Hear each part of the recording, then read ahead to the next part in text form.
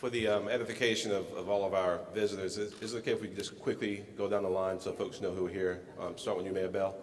Mayor Bill Bell from Durham, North Carolina. Mayor Sharon Weston Broom from Baton Rouge, Louisiana. Muriel Bowser, Mayor of Washington, D.C. Colleen Schneider, Mayor of Santa Barbara, California. Sylvester Turner, Mayor of Houston. Elizabeth Couts, Mayor of Burnsville, Minnesota. Shane Bemis, Mayor of Gresham, Oregon. Mayor Joy Cooper, City of Hallandale Beach, Florida. Lydia. Mayor Lydia Mihalik, Findlay, Ohio. John Mitchell, New Bedford, Massachusetts. Ardell Brady, Mayor of Rochester, Minnesota. Tom Tate, Anaheim, California. Danny Doyle, City of Beaverton, Oregon. Joe McElveen, Sumter, South Carolina. Brian Burnett, Rochester Hills, Michigan. Greg Fisher, Louisville. Oliver Gilbert, Miami Gardens. Nan Whaley, Dayton. Mayor Emanuel, Chicago. Brian Waller, Piscataway, New Jersey. Odhale Lorza, Providence, Rhode Island. Karen Freeman Wilson, Gary, Indiana. Bob Buckhorn, Tampa, Florida. Mike Rawlings, Dallas, Texas. Christine Reed, City of Atlanta. Pete Buttigieg, South Bend, Indiana. Steve Adler, Austin, Texas.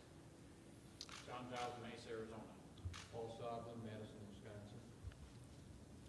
Representing every corner of America, we're thankful to be here in New Orleans to discuss mayoral leadership on a number of different fronts, but particularly on this opioid crisis affecting the people of our great country. We're thankful to Mayor Landry for gathering us here at this leadership meeting in New Orleans, and we understand, of course, that he's doing his primary job as mayor, taking care of the people of New Orleans right now. And as vice president of this organization, I'm Steve Benjamin. I'm the mayor of Columbia, South Carolina. I'll be leading this press conference. We'll be joined in this order by Brian Barnett, the second vice president of our organization, Mayor Rahm Emanuel, Mayor Nan Whaley, Mayor Greg Fisher, and Mayor John Giles. And obviously we'll be open to questions immediately after the press conference. We've been blessed with incredible leadership on this specific issue by a number of our mayors. Mayor Marty Walsh, the mayor of Boston, Massachusetts, has led a task force on actions that we could all take to address substance use disorders in American cities. And it's come up with a great toolkit that mayors have been using and deploying. We just finished a fantastic panel with subject matter experts and good feedback and best practices sharing from each of our mayors on robust and significant discussion of all the things that we could be doing. How we can include not just local officials and state and federal officials, but also doctors and law enforcement in helping us solve this major challenge. We are sending a missive from the United States Conference of Mayors, the National League of Cities, and the National Association of Counties to Governor Christie, asking for a meeting with mayors as he tackles this issue on behalf of the President of the United States. It's important that mayors who are on the front line of dealing with this issue as it affects our families, that we have an opportunity to influence this discussion in a way that will get results for our people. In South Carolina, we've seen fatal overdoses from opioids increase by over 67% from 2014 to 15. We are now at a point now where we've seen opioid overdoses, fatal overdoses, bypass homicides in our state. Incredibly challenging issue, not just in South Carolina, but it's significantly impacted certain parts of our country, certain parts of our geography, and that's why we know this is indeed a national crisis that requires a number of different approaches, and we're glad to have these leaders from across the country here to speak on it as it relates to their cities, but most importantly, as to what we can do collectively to help address this issue. I'm going to yield the microphone to our second vice president, Brian Barnett, the mayor of Rochester Hills, Michigan, and then he'll be followed by Mayor Rahm Emanuel, the mayor of the great city of Chicago. Thank you. Good morning. Good morning. It's fantastic support from the mayors. You know, I think in this time in America's current political landscape, I think the constituencies that we represent look for leaders to unite around issues and to work together to solve problems. And I think what you see today coming out of our session this morning and what you've seen certain mayors up here over the last few months do is lead by example. By taking an issue that perhaps wasn't on our collective agenda several years ago, but mayors must be nimble, and now certainly is square in the front of all of us as we look to deal with this opioid epidemic. I think what you'll hear over the next few minutes is mayors leading by example, looking at how this epidemic is affecting their communities, defining the problem as it's not just a big city or small city issue. It is everywhere. It is a nonpartisan issue that is affecting every part of our community.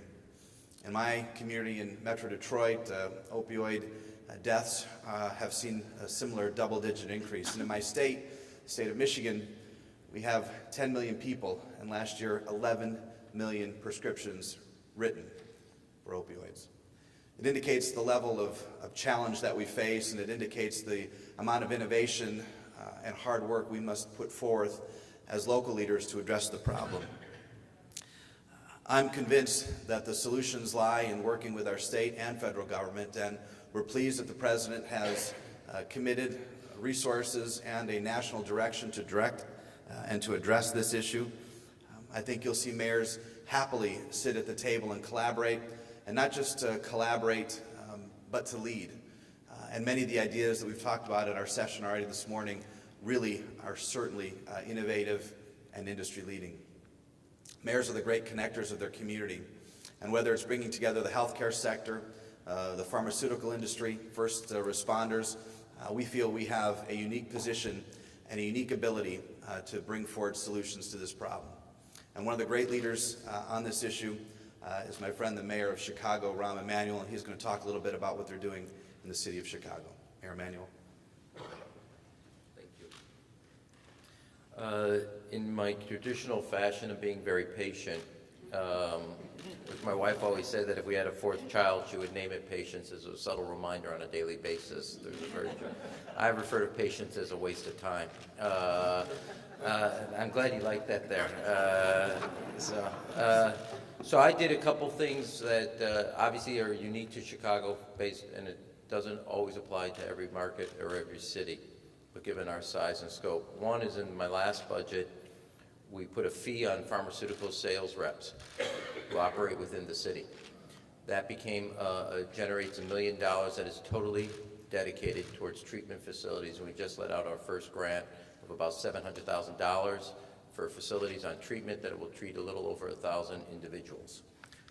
We also gave us naloxone, $250,000 towards naloxone for our law enforcement community to have that drug. But that was a direct fee on pharmaceutical sales rep who operate within the city of Chicago, and that was earmarked for treatment dealing with the opiate crisis.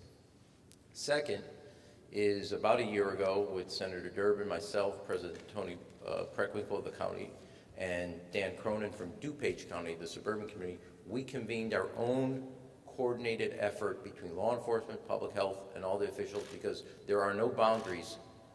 There are no boundaries geographic as it relates to opiates and heroin. And so we convened our own conference to coordinate what goes on from a public health, law enforcement, interdiction type effort. Third, 4 years ago, the city of Chicago, at my direction, the Corporation Council, sued a number of pharmaceutical companies in a discovery effort based on their practices. Now, having worked with both President Clinton and President Obama and in Congress in the past, I do not see any difference between this opiate crisis and what happened with tobacco. And I have great respect, myself as somebody that's to the pharmaceutical industry for their life-saving drugs, but what goes on as it relates to opiates is a public health crisis driven by people in the business trying to protect public health and advance public health. And we have to be honest about it.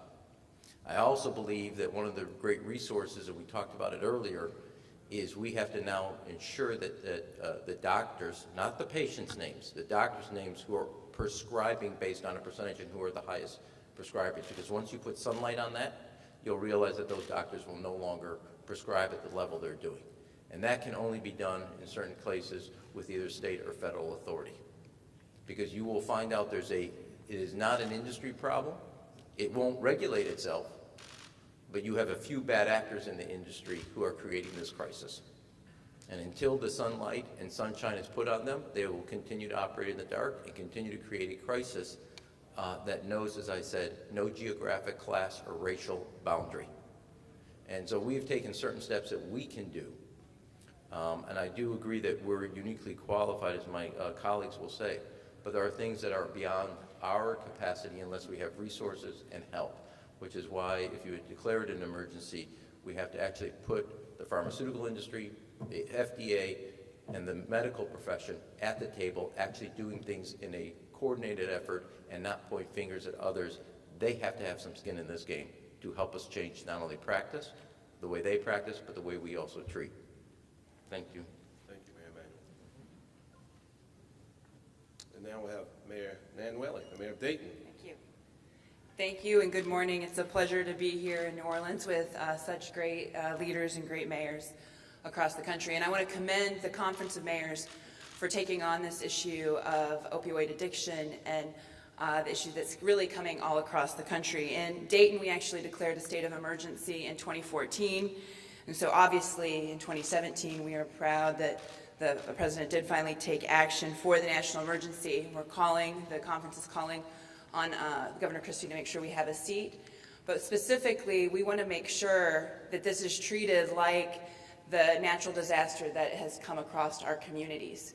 We want to make sure that the resources cities have been providing on the front lines with first responders, with our police providing life-saving activity through naloxone, that we can continue to do that. Because quite frankly, in cities across Ohio, we are at the bare bones when it comes to EMT service and other services for our community. We need to make sure that the national government really does more than just talk on this issue. And Mayor Emanuel's point about holding pharmaceutical companies accountable about this is very true. Last month, the city of Dayton sued the drug manufacturers, the drug distributors, as well as doctors that have been culpable in this effort. Thank you. 2 cities in Ohio have followed us, the city of Lorain and the city of Parma. 8 counties. I wouldn't be surprised by the end of this year, nearly every city and county recognizes that this started with a group of folks that were culpable in wanting to move addiction forward. It's why we have a heroin epidemic, why we have a fentanyl epidemic, and why we now have a carfentanyl epidemic. It does not stop. It affects everyone, and it affects every part of your community. Now, with this national emergency and with mayors willing to work with this federal government, as we are always willing to work to make our communities better, we have a great opportunity. Addiction is something that has affected our communities for decades. This epidemic is actually affecting everyone, so we have the opportunity to get addiction policy right. But I can guarantee that the national government will not get that policy right if they do not have mayors at the table. So we need to make sure that mayors are at that table, as we will again have another failed policy coming out of Washington, D.C. And quite frankly, my city and other cities across the country simply cannot afford it. Thank you for being here today. We'll have hear from Greg Fisher, the mayor of Louisville. Thank you, Mayor. The city of Louisville has seen a 100% increase in the amount of overdose deaths since the year 2015. It's the #1 cause of accidental deaths in our community, and I am afraid to say I echo almost the experience of all my colleagues up here. Mayors don't want to be up here talking about opioid and heroin overdoses, but we are in the reality business in our city. We can't pontificate about the way things should be. We have to deal with the way they are on the street. Part of that is affecting the culture of how we discuss substance abuse in our cities and create an atmosphere of courage for discussing it for what it is without feelings of shame that people often have when they discuss issues around mental illness. In our city, it starts with education through conducting classes in the community we call Heroin Hurts. If somebody told me 5 years ago we would be publicizing Heroin Hurts education in our community, I would say, I don't think so. But to see the way the community is courageously embracing these type of platforms, the way they embrace when we have Narcan public education in our community, tells us we have a problem. And people are not hiding in the shadows. They're coming out and say we have to deal with this head on.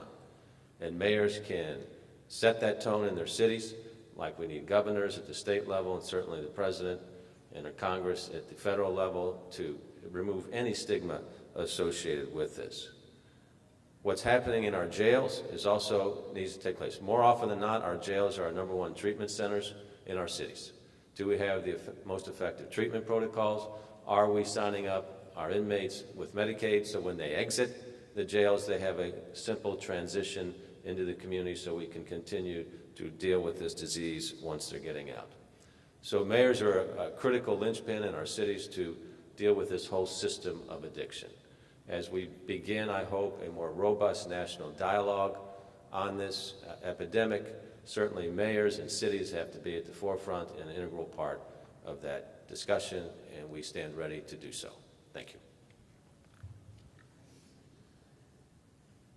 Thank you, Mayor Fisher. Our last formal comments are going to be from Mayor John Giles, the Mayor of Mesa, Arizona, and then we're going to open it up for discussion. Thank you.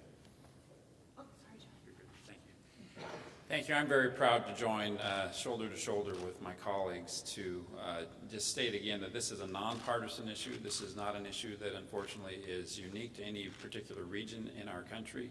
It is spreading like wildfire across our country.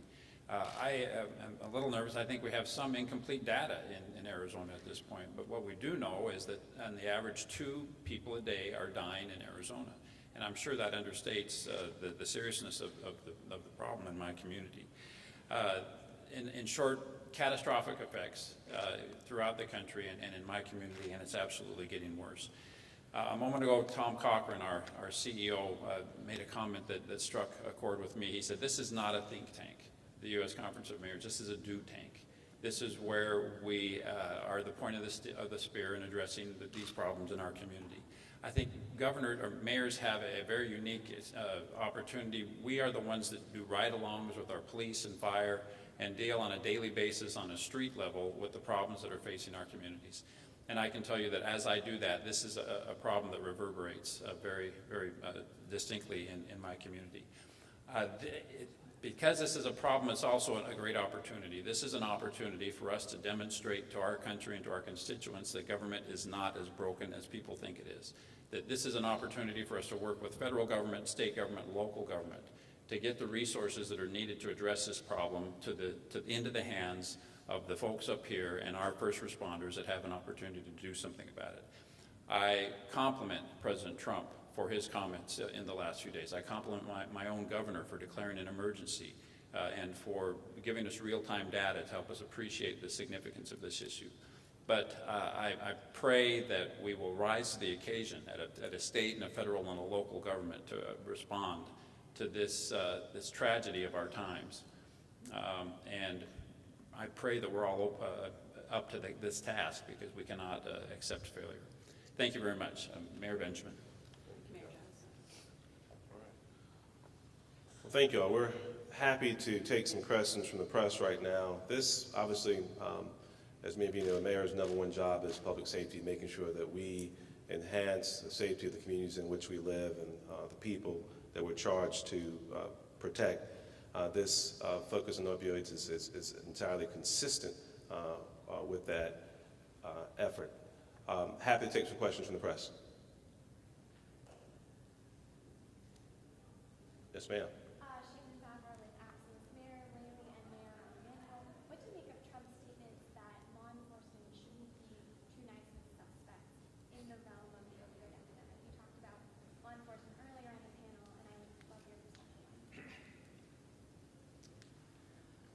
Well, again, I think this is where DC just is missing the point. We have really police. Oh, the question. Let's see if I get the question right. What did he say again? He said law enforcement shouldn't be too nice. He was talking. Oh, so law enforcement shouldn't be too nice, and they should bang some heads. Did you say that? Oh, wow. Okay. So. Yeah, I think. Okay. Yeah. Please do. Yeah. We're happy the president moved forward in declaring an opioid crisis in America, and we are requesting that local officials who are on the front line of this issue be included in those discussions as we try to provide some comprehensive solutions. As long as we're all going in the same direction and we're actually trying to address this in a comprehensive manner, then we're all on the same page. And that's what we're going to focus on right now. Did you want to say something wrong? Please.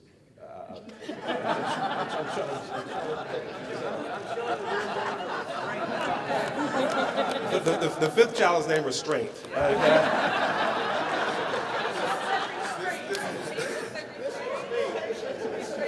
I'm going to go Old Testament versus New Testament.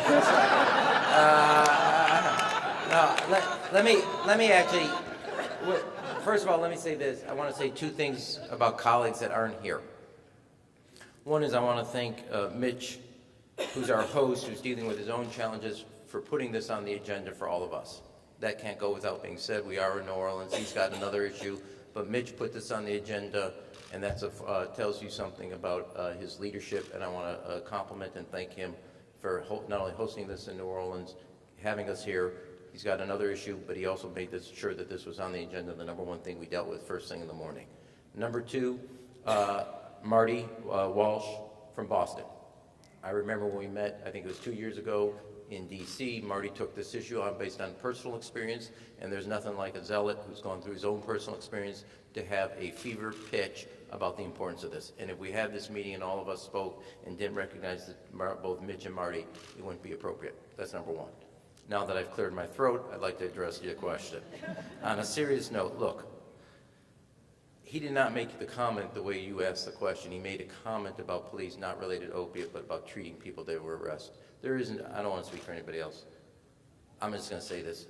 There is no police, I don't know of a police chief that has, or the major chiefs that are following that advice. And I think that just speaks for itself as the answer. We need a administration at every level that's going to cooperate with us, whether it's on public safety or drug treatment, that gives us real solutions to real problems rather than rhetoric that all of us know is not accurate in portrayal. The good news is, as my friend said, recognizing this is a crisis is the first step for dealing with it for the crisis it is. And so I welcome that, but it means we got to get real solutions to real problems, and that means nobody, because of titles or positions, whether that's pharmaceutical executives or the medical profession, does not have an accountability to help solve this problem. Other questions? Yes, ma'am. How much does education come into play to reach the younger generation to say, don't do this, don't even start this drug? Sure, and some of my colleagues want to chime in as well. That certainly obviously plays a huge role. And it's not just educating our young people, it's educating our community. Unless your family's been touched, and I dare say the family of mayors has been touched. Just in the past couple of weeks, the mayor of Nashville lost her son to this crisis, and we all love and respect her. But it's education, but not just education with our children. There's a significant education that has to happen all across our communities, up and down the age spectrum as well.